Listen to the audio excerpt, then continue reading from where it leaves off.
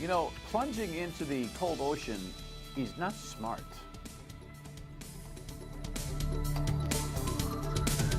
But it can earn you lots of charitable dollars.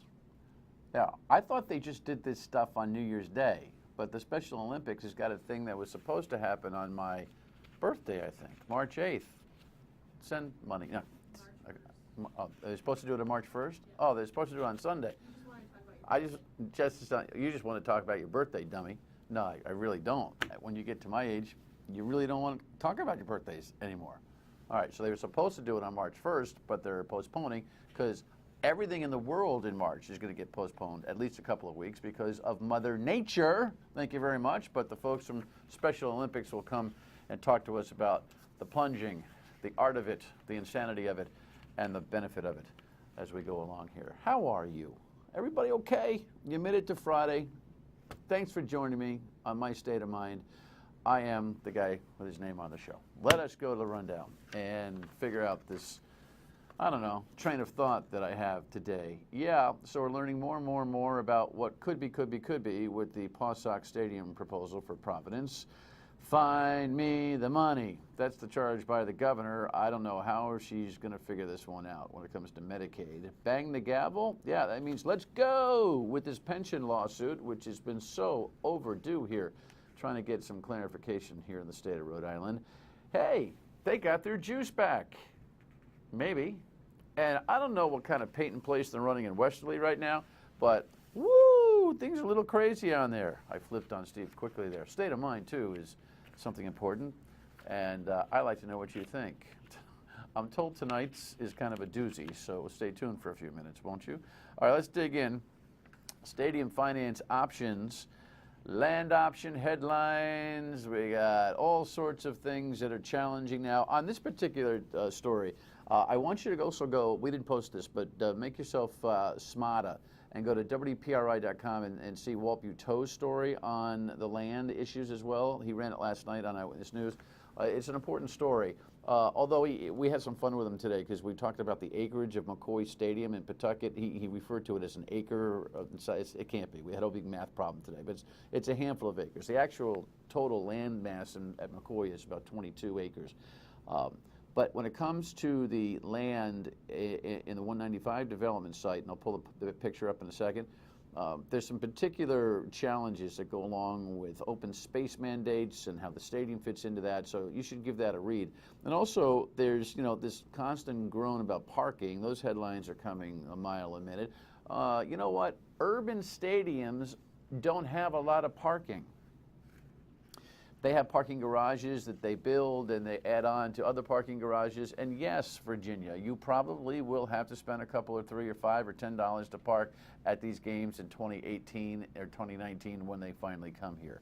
But what happens with urban stadiums is that people find a way to get to the game.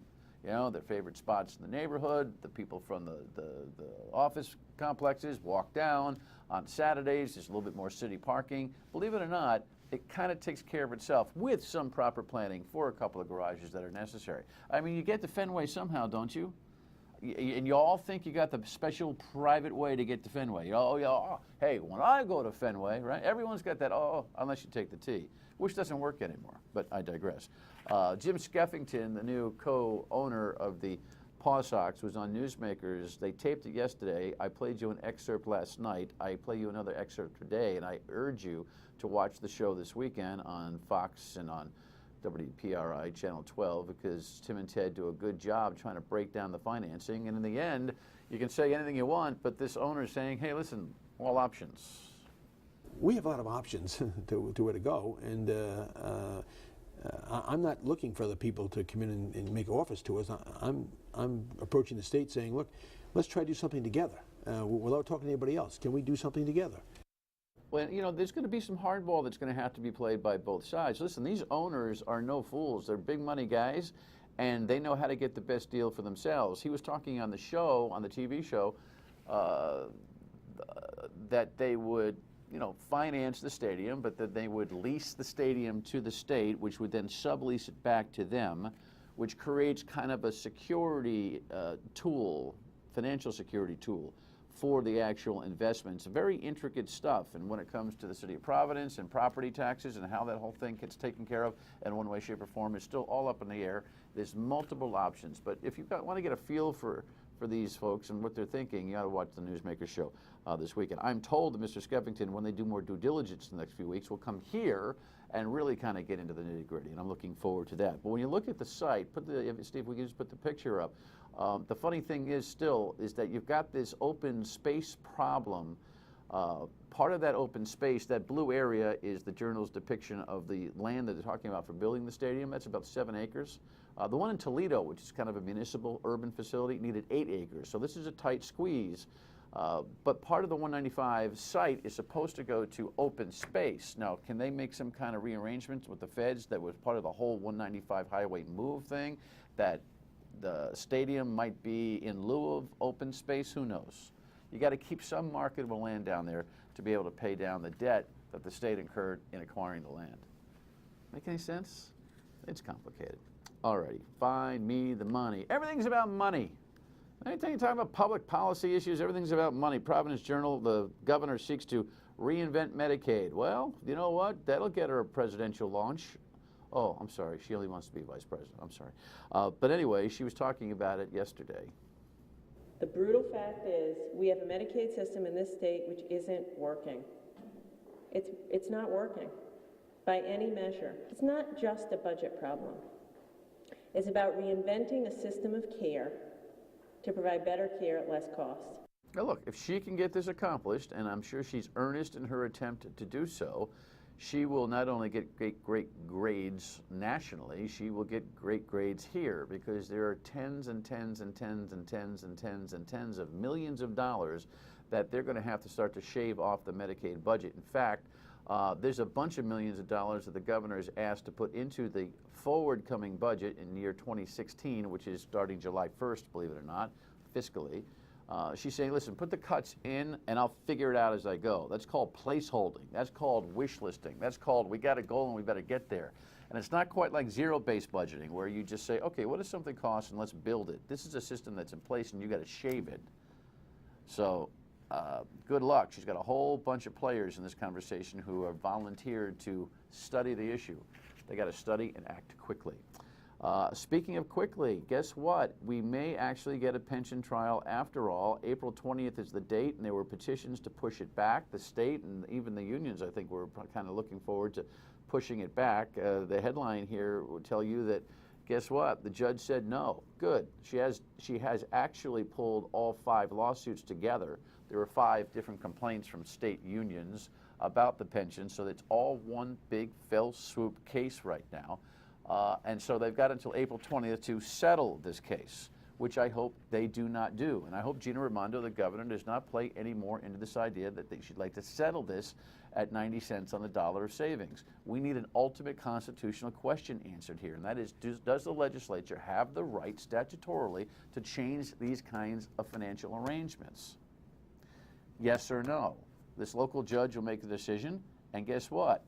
It'll go up to the Supreme Court here in the state and eventually be decided, and then the rest of the country will take notes. It's a big deal.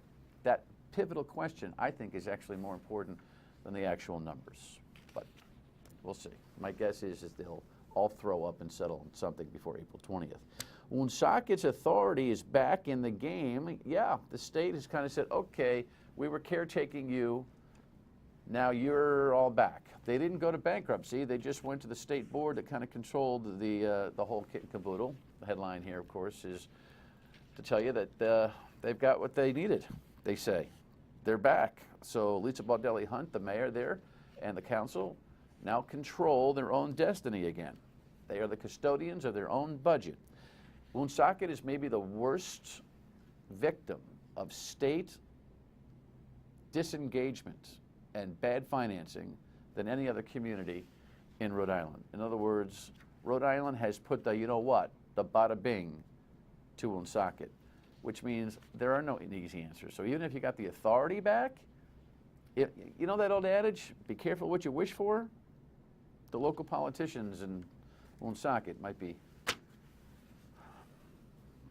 wishing they were more careful what they wish for. And in Westerly, they're not necessarily worried about the money, they're just worried about each other. They got a drama going on here. This headline caught me today, and it's a follow-up to what I read in the Westerly Sun a couple of weeks ago. Wrongdoing investigation. There's not much information on WPRI.com about this, but if you read the Westerly Sun a couple of weeks ago, you would think that you were reading 50 Shades of Grey. There is some weird stuff going on and unruly allegations from one official against another and a bunch of people who might be doing this to them and blah, blah, blah, relationship stuff, if you know what I mean. And I thought the Westerly Sun was insane to have printed the story they did about the emails that they got a hold of that are not very classy. But now the Stadies have a folder with all the emails, and they can read, or they can go to the movie. Either one. It's probably the same entertainment value. Your state of mind's important to me. Let me know what you think about what you're thinking about. 228-1886 is the number. Email me, Facebook post, tweet. I think we have a voicemail. I just can't tell you how I love your evening show. I wish it were on an hour, though. It's too quick for me.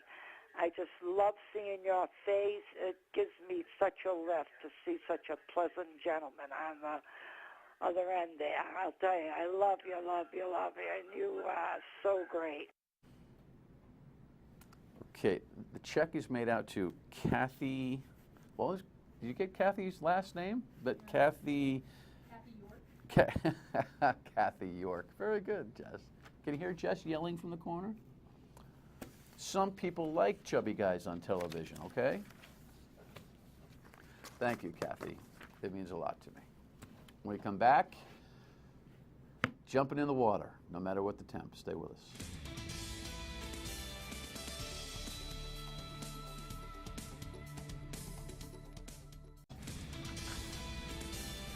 Welcome back in. I walked in today. They said, "Dan, you should be doing this." I'm thinking, doing what? It's this. Put this thing up here. It was supposed to be March 1st. Now it's going to be. See, I did see the 8th. That's what got me. I thought it was March 8th. March 22nd, the 8th annual Torch Run Plunge to benefit the incredible Special Olympics effort here. And Dennis DeJesus is no stranger to us, and he's got Super Plunger. What the hell is that? Super Plunger? Super Plunger. Instead of Jim doing, Cummings, by the way, ladies and gentlemen, Super Plunger. instead You of introduce yourself like that? Hi, I'm Jim Cummings, Super Plunger. yeah, I got the shirt on and Wherever he goes. That's unbelievable. so Well, Super Executive, Super Plunger from the Special Olympics. How you doing, man? I'm doing great. Yourself? Good. Always to good see seeing you. Same. So what is a Super Plunger? Super Plunger. Unlike the numerous plunges that go on around the state, usually on New Year's Day or other times, and everybody runs in once and runs out, dries off, goes home. Myself and 4 other gentlemen will go in once an hour, 24 hours straight, from 1 o'clock Saturday afternoon on March 21st, right through till Sunday, March 22nd at noontime, where we'll do our 24th plunge just prior to the 8th annual Torch Run Plunge. This is our 3rd annual Super Plunge.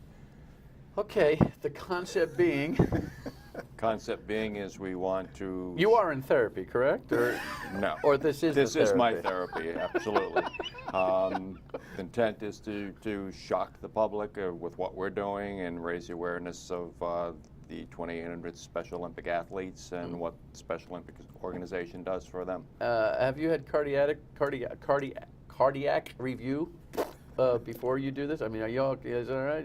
I mean, you went once. Yes, I've done Now, it 3 you- times. I Yeah, mean, 3 times on reportedly, January it's actually 1st. very good for you. Yeah, well, it shocks your system. Make no mistake about that. Yeah. It's a shock jumping in the ice-cold water in the ocean on January To kill 1. a hangover? Yeah, no, not for me. Okay. But for others, perhaps. But these gentlemen, think about it, 24, and you're talking 2 o'clock, 3 o'clock, 4 o'clock in the morning, pitch dark, pitch black, and they're still doing it. And again, their goal is in their motivation, you know, the great athletes of Special Olympics Rhode Island, how to raise money for them and how to raise money Sure. for their activities. So I'm guessing that, you know, Dennis is going to take a plunge. He raises some dough to do that. Like, it's like a minimum, right? What is it? What do you got to pay to participate? On January 1, the minimum is $50. Okay. They're raising a minimum of $5,000 apiece, and they've all met their goal. All right, so you got it, but you need more. Yeah, oh, Yeah, absolutely. so The mo- do we have that information that we'll put up here about how, well, we'll certainly give everybody, why not? We should have that information. She's yelling at me, now I can yell at her. It's one of those days. But we'll put that up by next segment, so you can send some money to the Super Plunger to honor the work that they're doing for Special Olympics. But you've told the story, you plunged the first time on that really warm New Year's Day, right? Correct. It was 4 years ago. I almost pulled the trigger that day. You know, and my wife said to me, if you're ever going to do it, today's the day. Right. So I go down there, big brave guy, I run in the water at 50 degrees, and I come out, and all the old time penguins, they're waiting for me. Doesn't count, pal. Shaking their heads. Nah, it doesn't count. 50 degrees. No, doesn't count. You got to come back next year. So I did it 2 more years, and then last year I sat it out. It was cold this past January 1, and the wind down at Roger Wheeler Beach was whipping. I give a lot of credit to those people. We had about 700 plungers that day. So credit to them, and again, all for the great athletes of Special You sat it out Olympics. because you just couldn't bear it. Yeah. It just No courage. So so once you've done, see, because I've been threatening to do this myself on New Year's Day when it's really, really ridiculously cold generally, right? But, and I'm guessing, well, once you do it once, you always want to do it. Not the case. It's that bad that every time you do it, you don't say, oh, I can always do it, unless you're crazy like him when he doesn't count. I'm talking about regular Yeah, people. you know, I think if you go in with a group of people, with family and friends, and you come down there and the adrenaline's pumping and you're ready to go, and there's a big countdown and that clock's up there ticking all down, that. and everyone's ready to go, That's and it. you know, but that wears thin real quick.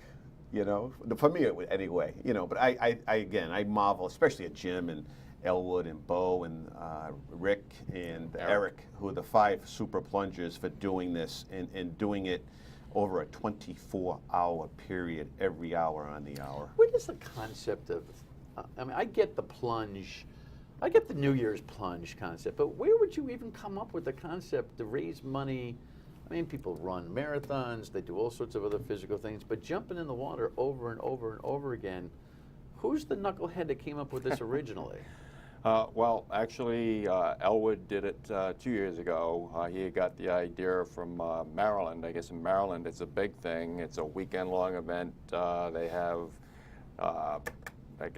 quite a number of plungers that do the 24-hour plunge, and they raise over $2 million for their Special Olympics. Oh, wow. So, and that's part of their torch run process, which is a national organization. And Elwood came up with the idea, brought it back up here, and 2 years ago, he actually did the 24-hour plunge alone, which, you know, You went in every hour? by himself, yes, And filmed it. and filmed it. Yeah. And then at the after, I did the one and done plunge that year.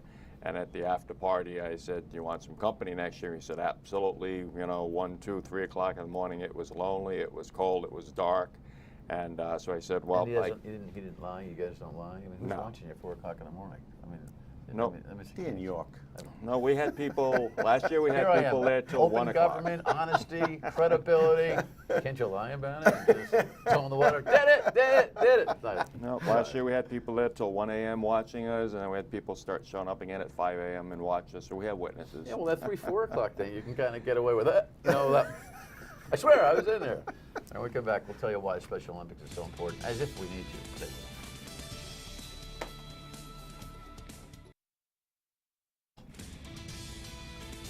All right, we'll go back in. The plunge that we're talking about has been moved from March 1st to March 22nd at Goddard. I've never actually. Do you know that there's that one of the places I've not been to Goddard Park. Oh. I DEM. mean, I just haven't. I haven't gotten to Goddard Park. Yeah. There you go. It's all up there. And we had said that if you want to help sponsor, are you plunging, by the way? No, I'll be away that weekend. Oh, isn't that convenient? Yes. Oh, I think we'll reschedule this to the weekend. So all you people just donate to the thing, the operation that I run here, and I'll see you later. Good luck to you, though, by the way, including you, Jim, Super Plunger. But Super Plunger Jim could always use some more donatable money for Special Olympics, and so you can go to the Special Olympics website, which is on there. But what is it again? To make sure we're www.specialolympicsri.org. easy. SpecialOlympicsRI.org. Okay, and you'll navigate through and you'll be able to figure out how you can support the cause and help along. But break it down for me. The torch run is what, and the plunge is what, and how the whole thing works. Okay, so the torch run is basically they've been with us over 30 years. Police, fire correction officers throughout Rhode Island do a series of fundraisers year-round to support our athletes. $150,000 they raised last year net. And this is one of the events. They do a bowl-a-thon, they sell T-shirts. It all culminates on May 29th down at URI with the lighting of the cauldron to officially open summer games. 1,500 athletes, 2,000 volunteers, and our police, fire, and correction officers will bring that torch into the stadium, the highlight of opening ceremonies, and light the cauldron to kick off the games. The torch run plunge, now there's a super plunge, there's also a torch run plunge. On Saturday, March 21st, I got the date right, I hope, at 10 o'clock, we have some middle school plungers going in the water, one time, in and out. At 1 o'clock, high school students from throughout Rhode Island are going to plunge. Then fast forward to Sunday, and it's the torch run plunge at 1 o'clock, and that's when our fire, police, and then a group of people from the public, whoever wants to register can feel free to register and raise money. There'll be a torch run plunge. And as Jim pointed out, in Maryland, they raised $2 million off of their plunge. It is an enormous event. We will probably gross in the area of about $100,000 to $100,000 probably on this event, middle school, high school, torch run plunge, and super plunge. Great. Yeah, it's exciting. It is. It really is. Listen, the great thing about Special Olympics, you all know why it's such a great thing, but it's just full of joy. Yeah. So you have to have joy when you're raising money for the Special Olympics, right? I mean, the whole thing is a joyful exercise. Right. Yes? Right. We're giving people with intellectual disabilities an opportunity to participate in sports.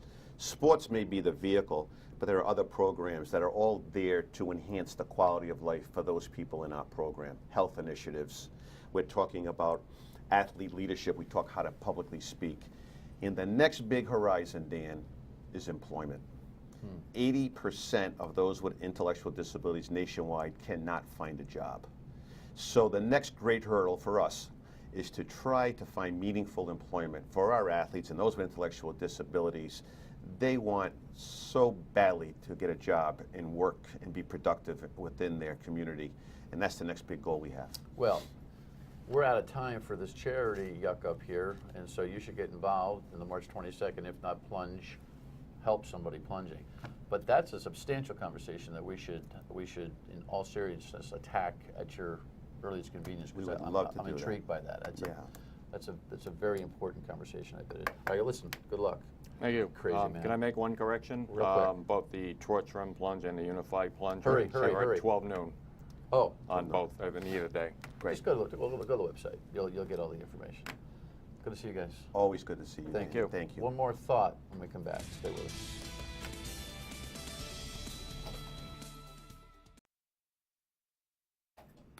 Time's just passing, and so did Spock. Star Trek, one of TV's most successful series, catapulted Nimoy into stardom and earned him 3 Emmy nominations. Nimoy's accomplishments earned him a star on the Hollywood Walk of Fame in 1985. He reprised his most famous role in the 2009 Star Trek film as a much older and wiser Spock. I shall simply say, good luck. While he is best known for his alter ego, Nimoy lived a long and prosperous life far beyond Star Trek. Unbelievable. It's just, it's when you see these childhood stars just go to the next life, it brings you back and a whole bunch of stuff. See you, Spock. You're good. Have a good weekend. Bye.